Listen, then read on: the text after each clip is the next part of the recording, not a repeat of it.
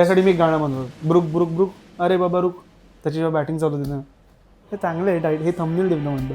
तो ब्रुक जसा आला, तो ब्रुकने आय गेस थोडे काही बॉल घेतले, पण नंतर ही वेंट टू ओजी, इज ओजी बॅसबॉल. ब्रुक प्रॉपर मला ऑझी मेंटॅलिटीचा बॅट्समन वाटतो, जो इंग्लंडमध्ये जन्माला आला.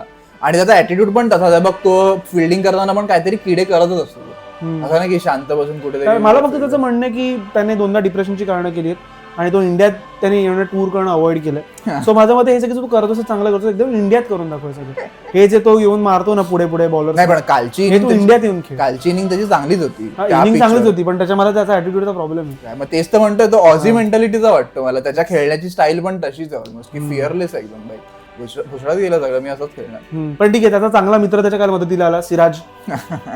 सिराजने बाउंड्रीला जी कॅच सोडली, मग इट वॉज कम्फर्टेबल कॅच. सिराजने ती घेतली पण चांगली, पण तेच त्याला त्याची लाईन कळली नाही